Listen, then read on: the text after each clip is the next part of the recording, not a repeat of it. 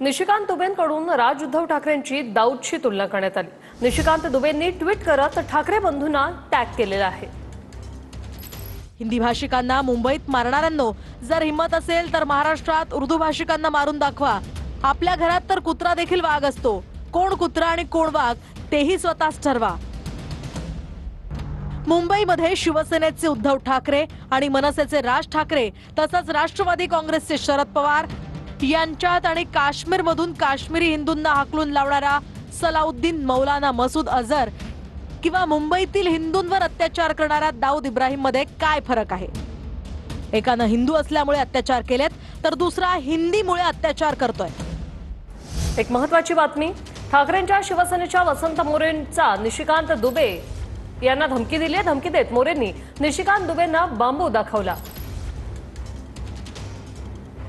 कोई केडिया सारखा कोणतरी बडबड करतो, त्याच्यानंतर आता हे दुबे आले।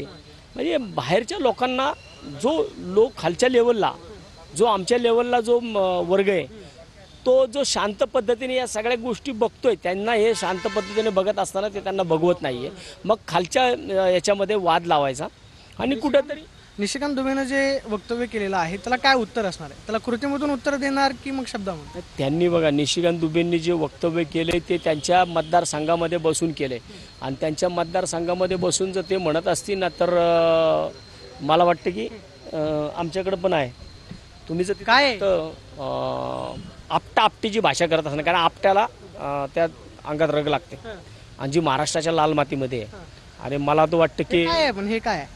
हे अशा वाचाळवीरांसाठी आहे। काय पण बांबू आहे, बांबू हातोडा या सगळ्या गोष्टी माझ्याकडे असतात आणि मला वाटतं की जर वापर करायला लागला ना तर त्यांनी यावं, हे बघत असतील त्यांनी बघावं, म्हणजे बरोबर मापातला आहे हा, जास्त लांब पण नाही आणि जवळ पण बरोबर फटका बसतो याचा।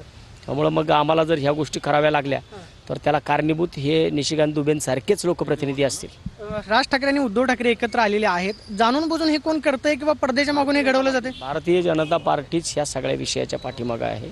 भारतीय जनता पार्टीच्या माध्यमातून लोकांची माती भडकवायची कामं, प्रांतवार वाद लावायची कामं हा चालू आहे आणि तो त्याच्यामध्ये ते यशस्वी होणार नाहीत। देखिए क्या भाजपच्या तमाम मंत्र्यांनो, तुम्हाला सुद्धा तुडवायची भाषा निशिकांत दुबेंनी केली आहे।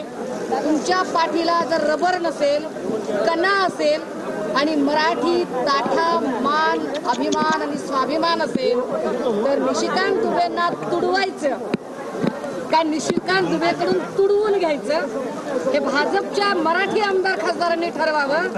बाकी आम्ही दुबे सारख्या चावल्या त्याच्यावर बोलून सुद्धा जीभ खराब करत नाही। वाटतं कुणी अशा प्रकारचं जाती जाती धर्मात तेढ निर्माण होणारी वक्तव्य करू नये, जेणेकरून कायदा सुव्यवस्थेला धोका पोचेल। प्रत्येकजण योग्य वेळी शेअर होत असतो, परंतु दुसऱ्याने गाय कापली म्हणून आपण वासरू कापण्याचं काही कारण नाही। ते आपल्या सामाजिक सलोख्याच्या दृष्टीने योग्य नाही। याच्यामध्ये देवेंद्र फडणवीसजींचं काय स्टेटमेंट आहे? महाराष्ट्र काय त्यांच्या पैशावर जगतो? सगळ्यात जास्त रेव्हेन्यू कुठून जातो तुम्ही माहिती घ्या आणि त्याच्या बदल्यामध्ये केंद्र सरकार आपल्याला किती रेव्हेन्यू वापस करतं तो पण एकदा डेटा घ्या ना।